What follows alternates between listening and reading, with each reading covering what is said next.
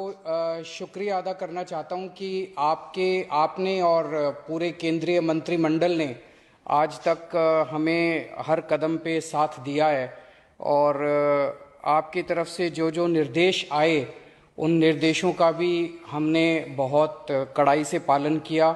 आपका हमेशा सहयोग मिला। दूसरा सर, इस वक्त दिल्ली के अंदर बहुत बड़ा ऑक्सीजन का क्राइसिस चल रहा है जिसमें आपकी मदद चाहिए। तो प्रधानमंत्री जी, सबसे पहले आपको धन्यवाद देता हूं कि केंद्र सरकार ने दिल्ली का ऑक्सीजन का कोटा बढ़ा दिया है। लेकिन सर, मैं आपसे हाथ जोड़ के प्रार्थना करता हूं कि इस बढ़े हुए ऑक्सीजन के कोटे को दिल्ली तक पहुंचाने में हमारी मदद करें। एक एस्टीमेट के हिसाब से दिल्ली को 700 टन ऑक्सीजन की जरूरत है। आपने हमारा कोटा 480 टन कर दिया, बहुत बहुत शुक्रिया। लेकिन पिछले 24 घंटों में इस बढ़ाए हुए 480 टन में से भी केवल 350 टन ऑक्सीजन दिल्ली पहुंच पाई है। प्रधानमंत्री जी, जब से ऑक्सीजन का संकट शुरू हुआ है मेरे फोन बजते रहते हैं। कभी कोई अस्पताल कहता है कि 3 घंटे की ऑक्सीजन बची है, कभी कोई अस्पताल कहता है कि 2 घंटे की ऑक्सीजन बची है। हम कारण जानने की कोशिश करते हैं तो पता चलता है कि पीछे किसी राज्य ने दिल्ली के लिए ऑक्सीजन लाने वाले ट्रक को रोक रखा है।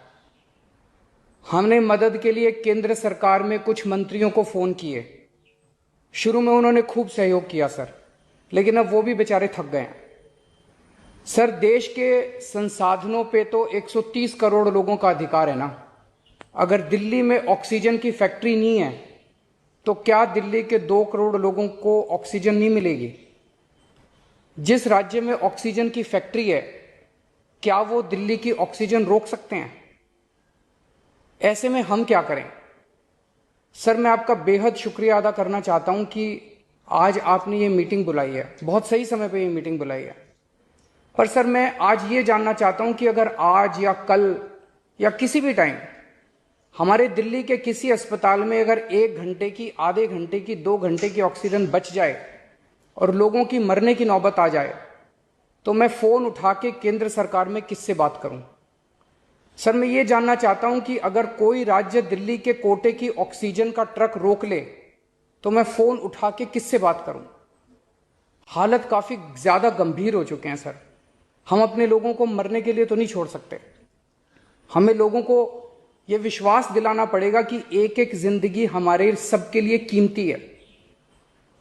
हम आपसे फिर से दिल्ली के लोगों की तरफ से हाथ जोड़ के अपील कर रहे हैं कि सर, तुरंत कोई कठोर और सार्थक कदम नहीं उठाया गया तो शायद दिल्ली के अंदर कोई बहुत बड़ी त्रासदी हो सकती है। मैं आपसे मार्गदर्शन चाहता हूं सर। सर, कुछ ही राज्य हैं जहां से मैक्सिमम दिल्ली की ऑक्सीजन आती है और जहां सबसे ज्यादा दिक्कत आ रही है और जहां सबसे ज्यादा हमारे ऑक्सीजन के ट्रक रोके जा रहे हैं। मेरी आपसे विनती है, अगर आप उन राज्यों के मुख्यमंत्री को एक बार बोल दें, फोन कर दें कि हमारे ऑक्सीजन के ट्रक ना रोकें तो दिल्ली के लोगों को ऑक्सीजन मिल जाएगी। आपका एक फोन ही बहुत है सर उनको।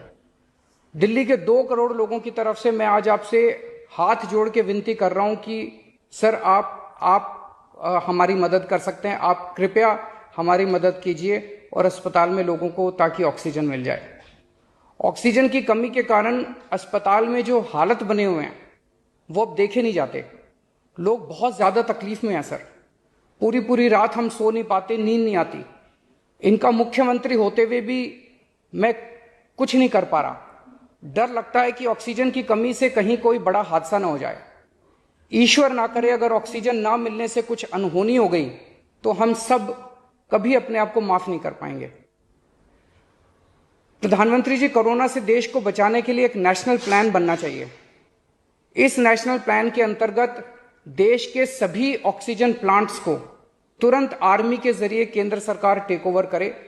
ऑक्सीजन प्लांट से निकलने वाले हर ट्रक के साथ एक आर्मी का एस्कॉर्ट व्हीकल रहेगा तो कोई उस ट्रक को फिर आगे रोक नहीं पाएगा। सर, दिल्ली का जो ऑक्सीजन का कोटा आपने बढ़ाया, हम उसके बड़े शुक्रगुजार हैं।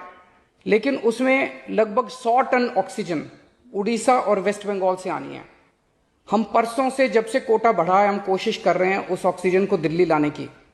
मेरा आपसे निवेदन है कि यहाँ से ऑक्सीजन अगर हो सके तो हमें हवाई जहाज से उपलब्ध करवाई जाए, और नहीं तो जैसा अभी बताया गया आपका आइडिया है ऑक्सीजन एक्सप्रेस शुरू करने का, वो ऑक्सीजन एक्सप्रेस शुरू करके वेस्ट बंगाल और उड़ीसा से हमें ऑक्सीजन दिलवाई जाए। आइडिया नहीं, ऑलरेडी चल रहा है। सर दिल्ली तक नहीं पहुंच पा रही, हमारी दिल्ली तक नहीं आ रहा। उसमें अगर हमें दिल्ली के लिए भी कॉरिडोर मिल जाए तो आपकी बड़ी मेहरबानी होगी सर। आपने 2-3 जगह तो कर दिया सर, आपके इंटरवेंशन से मुझे पता चला। एक दिल्ली के लिए और करा दीजिए सर, यहाँ की हमारी 100 टन ऑक्सीजन उधर से आनी है। प्रधानमंत्री जी, हमारे देश के वैज्ञानिकों ने इतने कम समय में जो वैक्सीन बनाई है, इसके लिए हमारे वैज्ञानिक साधुवाद के पात्र हैं। आपने इसमें जो प्रयास किए, आपका बहुत बहुत शुक्रिया। अब हम सब लोगों को मिलकर कम से कम समय में अपने नागरिकों को ये वैक्सीन लगवानी चाहिए। इसमें केंद्र और राज्य सभी सरकारों को हमको मिलकर काम करना है। अभी सर केंद्र सरकार ने आदेश जारी किए हैं कि 1 मई से राज्य सरकारें सीधे कोरोना वैक्सीन खरीद सकती हैं।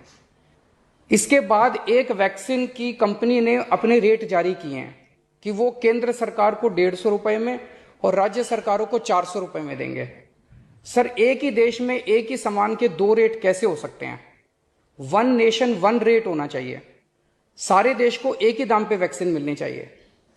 अगर देश एक है तो वैक्सीन का दाम भी तो एक ही होना चाहिए।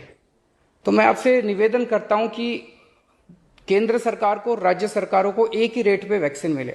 जिस रेट पे केंद्र सरकार को वैक्सीन मिल रही है, उसी रेट पे राज्य सरकारों को भी वैक्सीन मिलनी चाहिए। सर हर एक जान हम सब लोगों के लिए कीमती है। हमें ये एहसास हर भारतीय को इस वक्त कराना होगा। इसलिए मेरा मानना है कि देश में सबको दवाई, सबको वैक्सीन और सबको ऑक्सीजन मिलनी चाहिए, और बिना किसी विवाद और बिना किसी रुकावट के ये मिलनी चाहिए।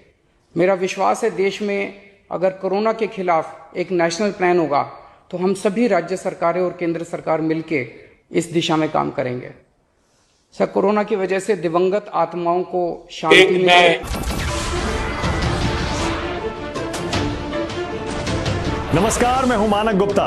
अगर आपको हमारा ये वीडियो पसंद आया हो तो इसे लाइक और शेयर जरूर करें, और हां, हमें सब्सक्राइब और फॉलो करना ना भूलें ताकि आप देश और दुनिया की कोई खबर मिस ना करें।